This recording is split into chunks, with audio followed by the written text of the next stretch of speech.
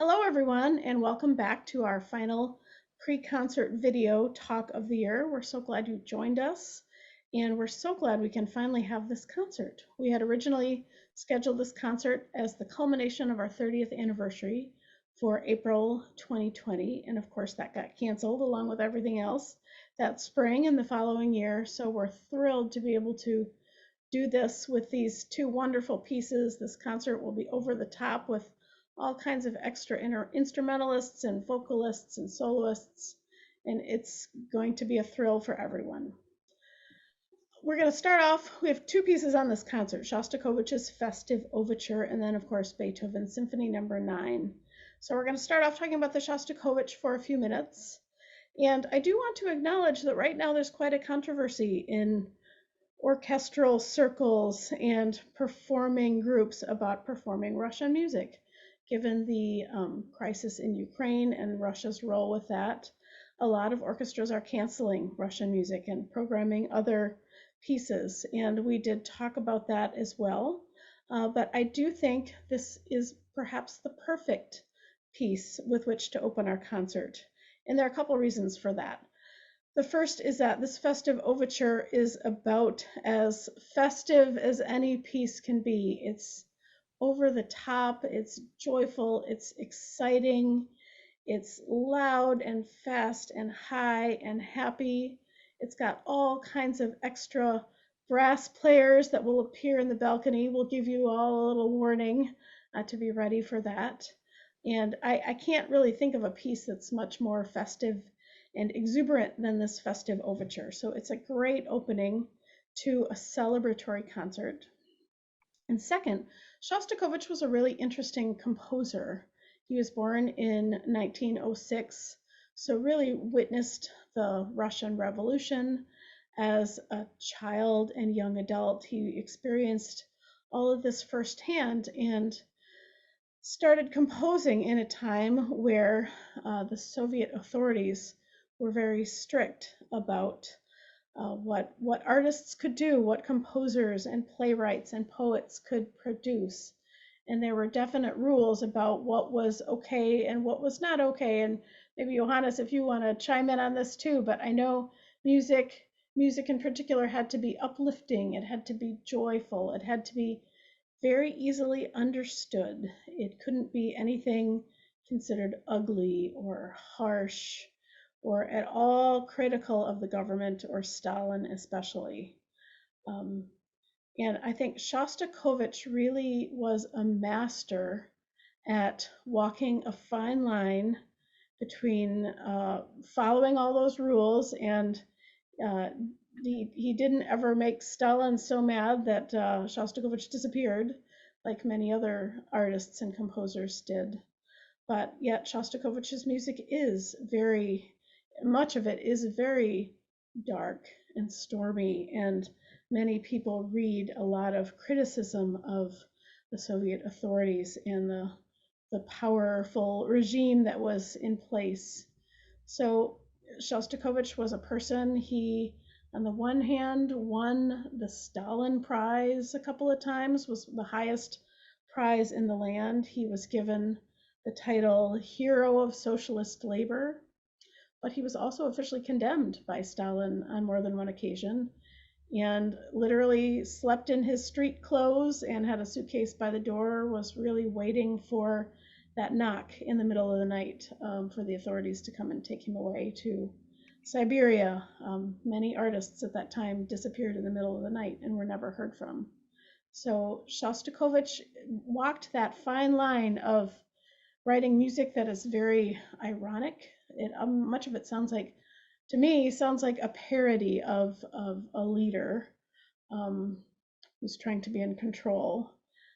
So music that is critical, dark, challenging, but also often ends with enough of a happy, festive flavor that he was able to escape death or exile. Johannes, anything you want to add? You Yeah, actually. maybe I'll just chime in here. Reading from some of the accounts of some of his friends, they describe him as kind of a nervous man, and like what you alluded to, that a lot of artists were, taken in the middle of the night and had a suitcase next to the door. I mean, basically during the reign of Stalin, the entire time it was a cat and mouse game, right, with the culture police. And that's not so. It was the same in Nazi Germany, right? Autocratic regimes, they don't allow free speech or free voices, and artists are seen, as dangerous because they have influence on people. So he was trying to push his artistic boundaries without upsetting Stalin to the point where he would be silenced.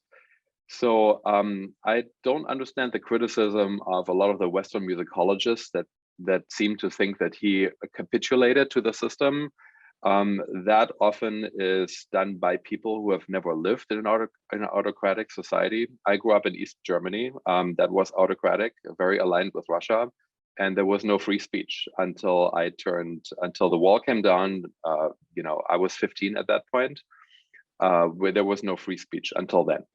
So I can relate to that. And in Russia, it's very much a repeat of that today. So the reality is that artists sorry, I'm in the office, my phone rings. The reality is that that artists did disappear if they were openly critical of the regime,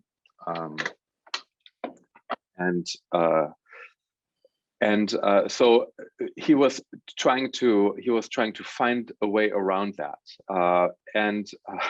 the Festive Overture is maybe an example of music that is not offensive, that he was able to compose it very quickly, because the symphonies he labored over quite a bit, but the Festive Overture, because it's celebratory, it was possible for him to just write that down very easily. And there is an account of one of his friends who witnessed having a conversation with him while he was composing and writing down music, and he compared it to the accounts of Mozart, who had all this music in his head and was able to just sort of just came out as a stream of consciousness. And so that was really very interesting to see. But he worked this fine line between music like the Festive Overture, that's celebratory, and also the Fifth Symphony, who has also celebration and some more, I would say, I don't want to say not deep, but more openly constructed, very easily understandable music on it. And then there is the shadow side that Amanda alluded to, where there is a heavy amount of almost like a satire, very ironic. There's a deeper level to it, and I guess that a lot of uneducated bureaucrats didn't get some of the sarcasm that the audience would have understood easily. So it's a very complex personality. The music is complex. It's not like Tchaikovsky. It is very deep, and he is definitely a product of the time of Soviet Russia. And of course, when Stalin died, it was a big celebration for Shostakovich. While the system didn't change, the main evil was gone. And so that really liberated him as an artist. And in fact, one writer thought that this piece might have been in celebration of Stalin's death. It was written for the 37th anniversary of the Russian Revolution, but others think it celebrated Stalin's death. So it's a lot of fun. It doesn't have the darkness that many of his symphonies do. It's just joy and fun and festivity from beginning to end. So we are sure you will like it. Just be ready for those extra trumpets and trombones and French horns that will appear in the balcony and get everyone excited. So we're eager for this piece. We're also especially eager to play Beethoven's Symphony Number 9. This actually will complete our performance of all 9 Beethoven symphonies. The 2 that we still needed to do at the beginning of the year were Number 6, which we did in October, and then this one. So not only is this celebrating our 30th anniversary, or maybe now it's our 32nd anniversary, but we're celebrating the completion of our Beethoven cycle. I'll have to start over again pretty soon, but Johannes, you want to start us off with a symphony? Sure. What's remarkable, it was written in 1823. So we're just 1 year shy of a 200th anniversary of the piece. It is definitely the largest and most comprehensive of the symphonies. I've got scores of all my Beethoven symphonies in my bookshelf, and the score to the ninth is about 3 times as thick as some of the others. Because it's heavy orchestration, it's large scale, and of course it includes choirs and soloists. So there is a version that so Beethoven was toying with the idea of expanding the form, right? So but there's lots of complexity. So for some of you who are familiar with Beethoven's opus, there is the Fantasia in C minor for piano, chorus, and orchestra, written in 1808, and that included, orchestra, chorus, and a soloist piano. While that isn't a terribly successful piece by some critics' standards, he was experimenting with the expansion of the orchestral orchestration. And this is kind of seen as a precursor. But Beethoven, there's some struggle because there are sketches for the fourth movement that did not involve a chorus. So some people have actually performed the symphony without the chorus using the sketchwork of the fourth movement. But of course it is special. It has a special place in music history because he did add the chorus and the poetry of Schiller. And also this is Ode to Joy. He talks about universal brotherhood. And while we all agree it would be nice, we are far from all mankind being brothers. I mean, again, we can see with Ukraine and Russia, a brother Slavic people not getting along, and it's tragic. So this is definitely an aspiration that humanity can look for, and it's just as timely now as it would have been back then. So the chorus only appears in the last movement. The first 3 movements are instrumental. What's interesting to note is that usually in Beethoven movements, in Beethoven symphonies, the second movement would be the slower movement, more expressive, and then the third movement would be the scherzo. Here he turns it around. So the second movement is actually the scherzo, molto vivace. So it's pretty quick. And then the third movement is the slow adagio molto cantabile movement. I would say that musically speaking, again, it's typical for Beethoven. He brings out a little motif at the beginning of the first movement and bases the symphony on it. And that is true here as well. Even the last movement starts with that motive from the first movement that was given, but then the baritone comes in and says, no, not these sad tones, but let us give expression to joy. Let us have a more joyful sound. So almost like in an operatic fashion, the baritone announces this in a recitativo kind of sense, and then the choir comes in at the end. So musicologically speaking, he set a precedent with that. So you can see composers after Beethoven who saw Beethoven as a role model as early as Mendelssohn, in 1840 with his Lobgesang symphony using choir. And then of course the big examples are Mahler. In Symphony No. 2, he uses alto, soprano, and a large choir.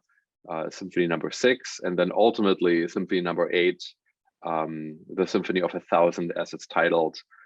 You also have in the 20th century, you have Schoenberg with his Gür Lieder, which is probably as many people as you could possibly cram on a stage. So there are examples of other primarily symphonic composers who expanded on that model that Beethoven set. Mm-hmm. Speaking of having lots and lots of people on a stage, there's sort of there are two ways of performing this. The performing groups that have humongous stages, we'll have the choir on the stage for the whole symphony.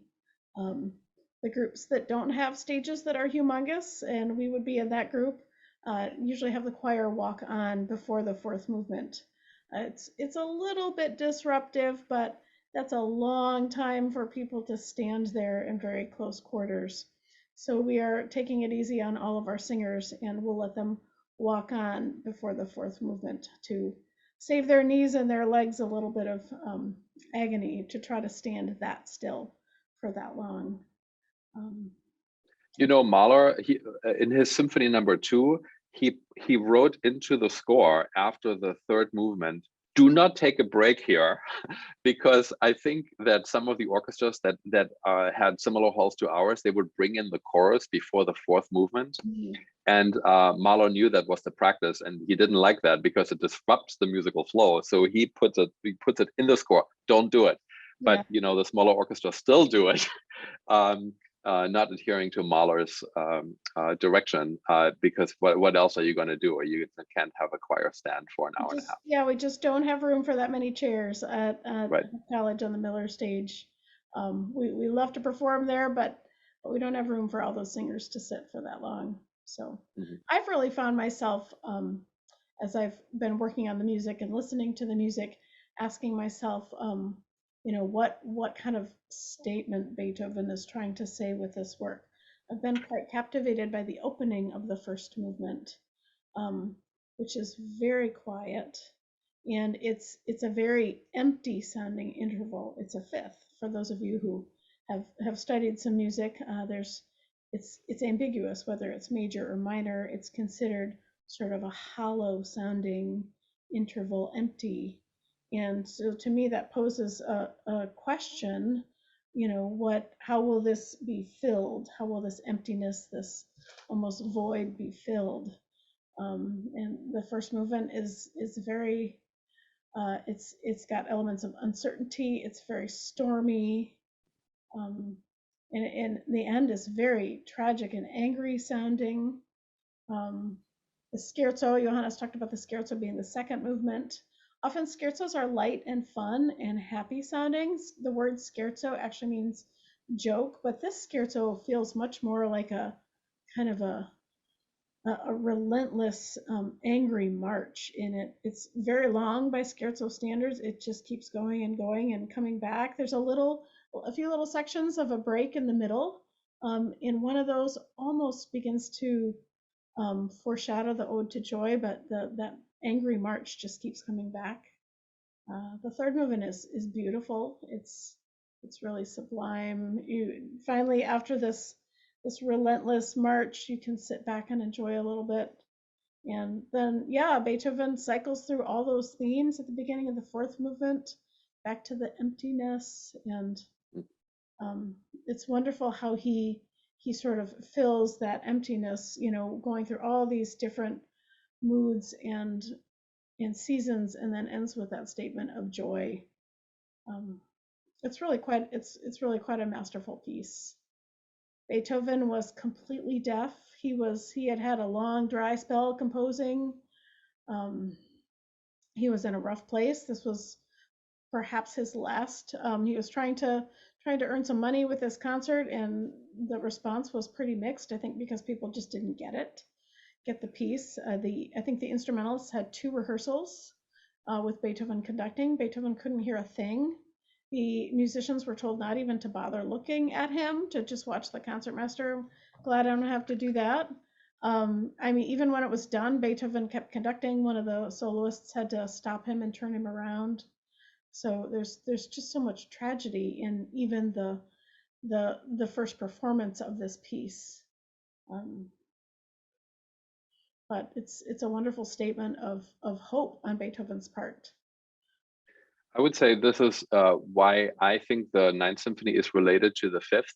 The Fifth, more than any other symphony, also has this aspirational.